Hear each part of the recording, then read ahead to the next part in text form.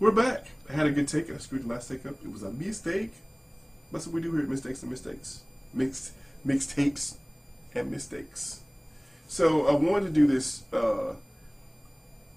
I'm getting better at this whole topic. So originally I was given this topic to do about just the division in the country, right and left, Democrat, Republican, and it shifted because of the death of George Floyd, and the aftermath, which was the riots and the protests and everything like that. I started out with Reach Down, which was the first song on it. It's just watching that death, you have to, there's got to be some meaning to it. I had Welcome to the Black Parade on there because I felt like that it's one person's life has to mean something. And then we got the Civil War because it felt like we were just devolving into drama. Which gets me to, I'm really going to only try to make like 3 points. 4 points at the most about this list of songs. Which include We Didn't Start the Fire, Schism, Guns N' Roses, Civil War. What it really comes down to is, I wonder about, it's because this is entitled The Decline and Fall of Western Civilization. I wonder about what all this means for where we're going as Americans first, and then as individual people second. As Americans, this whole situation is problematic because it's part of what is the poison pill that from the beginning we had this pill of the southern states not wanting to join the union unless they can keep their peculiar institution. Then we fought a civil war over it, and the same people that started that won the election of 1800 lost the Civil War, survived radical Reconstruction to do the Black Codes, Jim Crow, and segregation, who begrudgingly passed the Great Society programs and the Civil Rights Act, are the same people telling you today that if you can't find a way to, if you want to ask, if you're a radio host and you want to ask their presumptive nominee about any other questions you have for him, if you can't decide between him and the president, well, you ain't black. Because they feel like they got your vote. Don't have to do anything for it.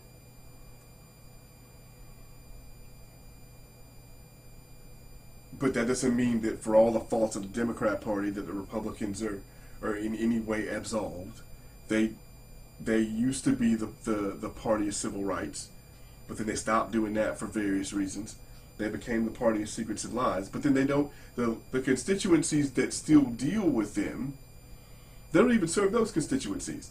They don't, they only sort of cut taxes. They don't cut the deficit. They don't get you good judges. They fail their constituency at every turn. And they don't reach out to blacks because they felt like they lost that opportunity during the middle of the 60s. So you got two wings of the same bird that are highly problematic, which is why I became a libertarian. But meanwhile, while we're doing all this infighting amongst each other,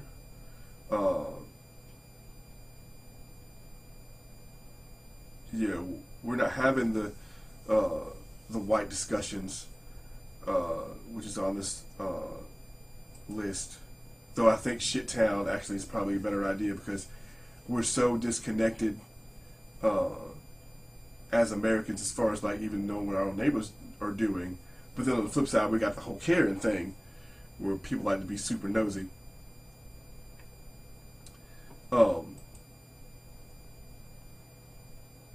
I think as a group of people, we're lost. I don't think that we're doing what we could be doing.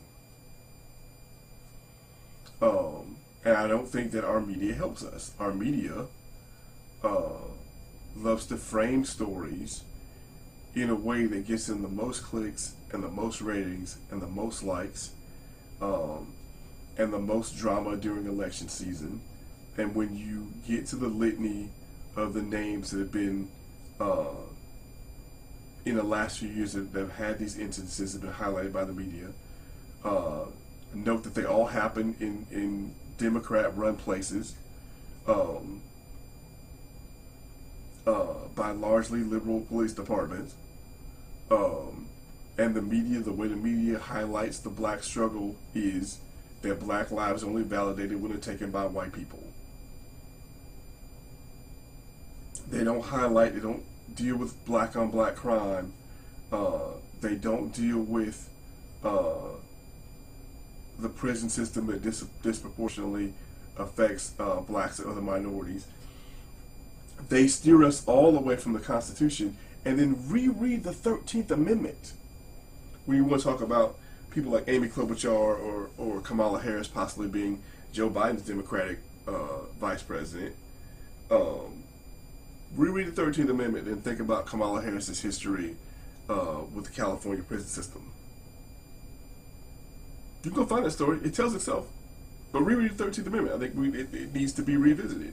I think if you're going to talk about defunding the police, all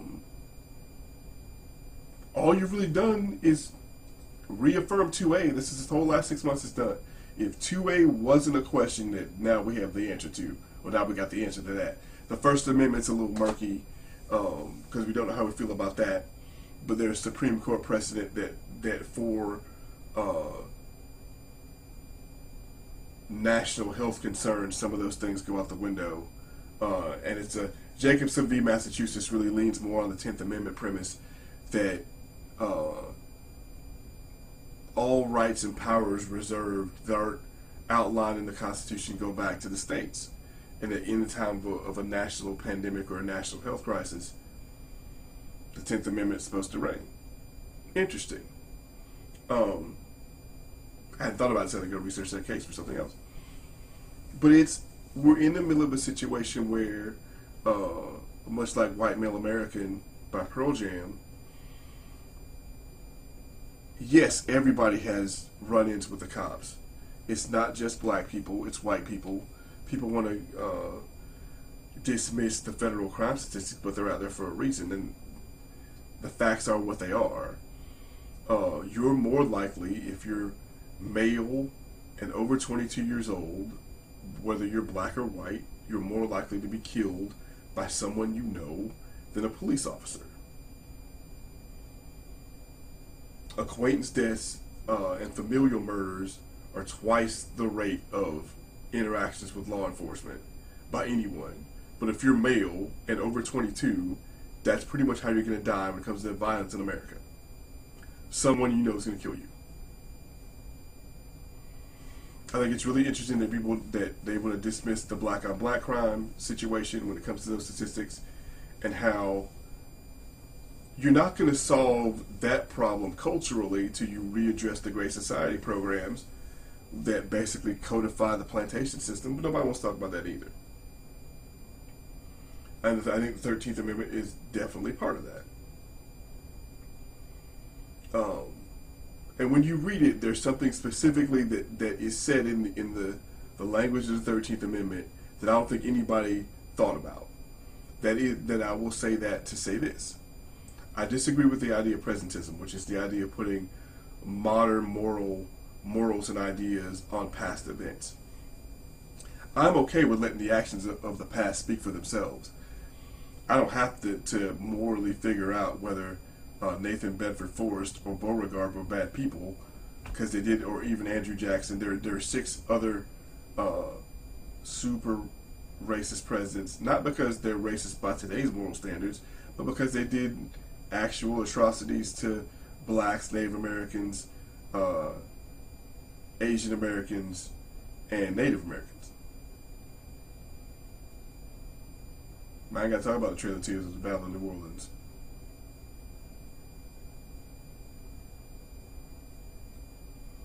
You know, or we don't have to get into the bombing of Black Wall Street and how that just got, swept under the rug. Nobody talks about that.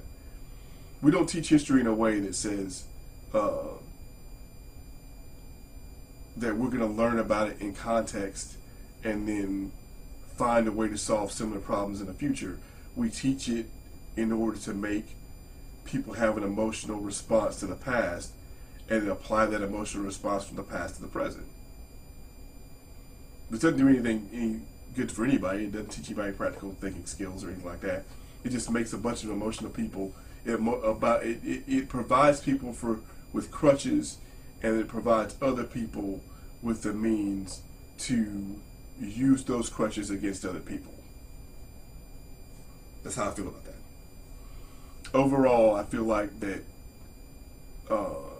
the death of George Floyd is being exploited by corporations, between all the money that's being made off the t-shirts and everything surrounding his death, by GoFundMe, by his family, who's already made $500,000 off GoFundMe before we even, I think the number might be higher than that, before we even get to the settlement with the city, which is right. They should get all the money they can get out of Minnesota and Minneapolis for the way he was killed. And I think the 4 officers should be given as much time as you can give them, but I think the bar of convicting them is quite high.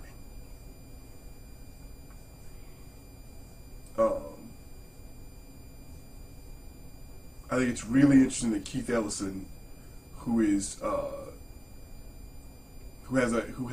very problematic history, given a lot of the current events, he's the AG with this case. And I'm really hoping he's not grandstanding by making the charges on Chauvin second-degree murder. But I think he's going to walk. And I think there's going to be more riots. And I think it's just going to be a vicious cycle. I'm really concerned about the